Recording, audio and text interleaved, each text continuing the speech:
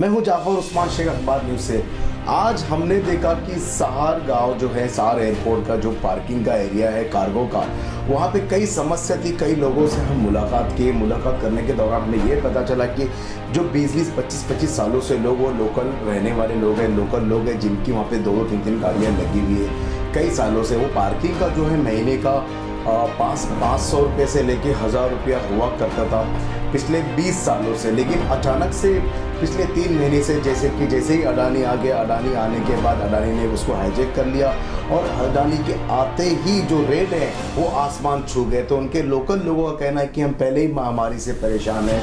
जो ट्रांसपोर्टर है तो उनका कहना है कि महामारी से परेशान है। डीजल पेट्रोल के दाम जो इतने हाई हो चुके हैं, इतने बढ़ चुके हैं, सरकार वैसे प्रेशर बनाई हुई है, ऊपर से सारी चीज़ें बिक रही है, उसी के साथ साथ इनकी रोजी रोटी के जो लाले पड़े हैं वांदे हो चुके हैं। इसलिए कि ये जो है पार्किंग के रेट जो है, एंट्री रेट जो है वो कम से कम जो 1000 रुपया हुआ करता था वो 5000 से लेके 8500 रुपया हो गया है। तो ऐसे में इनके पास कोई रास्ता नहीं है, इनके पास एक ही रास्ता था आंदोलन का। अब वो आंदोलन की उन्होंने धमकी दी है कि कहीं ना कहीं ट्रांसपोर्टेशन को हम रोकेंगे, आंदोलन करेंगे, भूख हड़ताल करेंगे। तो देखते हैं हमने क्या बातें की है, किस तरह से उन्होंने वो अपनी बातें हमारे अखबार न्यूज़ के माध्यम से सामने रखी है।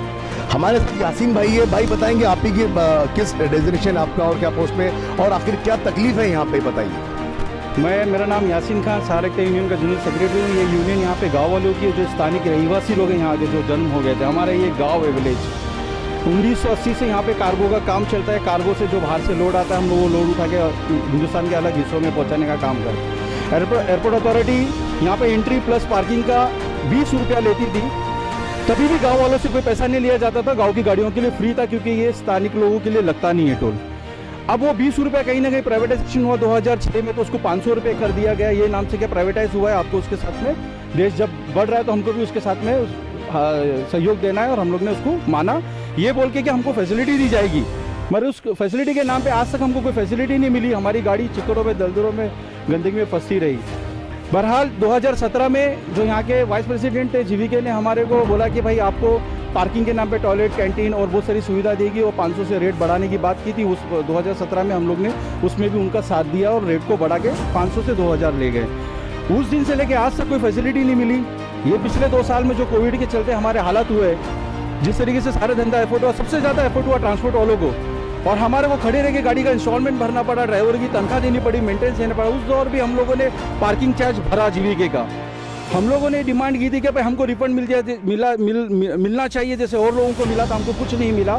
बल्कि जून 1 से जब अडानी ने ले लिया जीवीके से हैंडओवर, तो अडानी ने आके जो 2000 का रेट था उसको 8500 रुपया लगा दिया, जो हमारे लिए एक बहुत बड़ा हमारे पे जुल्म है। और ये चलते 3 महीने से ना हम चैन से धंधा कर पा रहे, ना सो पा रहे। इतना मेंटली स्ट्रेस हो चुका है हमारे ट्रांसपोर्टर के ऊपर कि 8500 जबरन हमारे से लिया जाता है और हमारी गाड़ी रोक दिया जाता है। यहाँ पे हमारी गाड़ी रुकती है, हमारा धंधा टूट रहा है, हमारे को पूरा रास्ते पे लाने का काम कर रही है ये अडानी। सर, मैं यहाँ पे लास्ट 2010 में मैं यहाँ पे गाँव में जब ये लोकल गाड़ियाँ डाली मैंने, तो अभी मेरी जो गाड़ियाँ फ्लीट बढ़ाई मैंने मेहनत करके बैंक से लोन लेके, अब वो मुझे ये बोल रहे हैं कि हम यहाँ पे लोकल स्थानीय नहीं है। और मैंने खुद ने इतना बीजेटी की तरफ से हमने मैं एंटी क्राइम ब्रांच की रिलेटेड हूँ, बॉम्बे गुड ट्रांसपोर्ट एसोसिएशन के मेंबर हूँ। इतना हमने अभी भी सब इनको लेटर्स दिए हैं, पुलिस स्टेशन में दिया है, कमिश्नर ऑफिस तक दिया है लेटर, पर ये लोग टेबल पे आके बात करने के लिए तैयार नहीं है किसी के साथ में। हम इनको ये समझाना चाहते हैं कि हमारी तकलीफ को समझो। आज डीजल 100 रुपये लीटर के ऊपर चले गया है, और 8500 हम कहाँ से भरेंगे। मी मनसेचा हवाई कर्मचारी सेनेचा रिप्रेझेंटेटिव्ह आहे। इथे पार्किंगचा मी सर्व बघतोय। आता काय झालं, इथं एक ट्रान्सपोर्टर समजा एक गुड्स बुक करतात, त्याच्या वतीने सर्व ट्रान्सपोर्टर त्याचा ट्रान्सपोर्ट चार्ज, फ्राईट चार्ज आणि त्या CHA चार्ज सर्व इन्क्लुडिंग करून गेट पास बनवतात त्याच्यावरती। नंतर तेच गुड्स आपल्याला बुक करायला ती लोक आपल्याला ट्रान्सपोर्टरला मागवतात।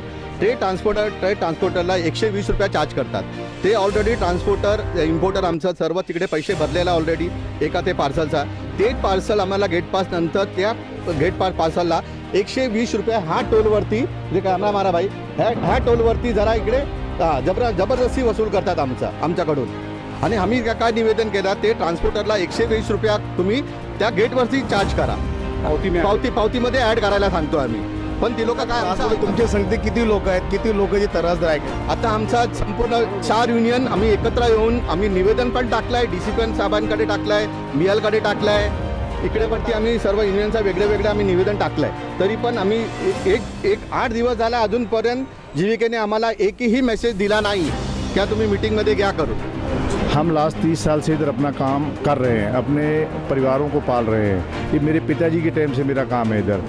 आज अचानक 2021 में हम लोग ट्रांसपोर्टर हो गए और बाहर के हो गए.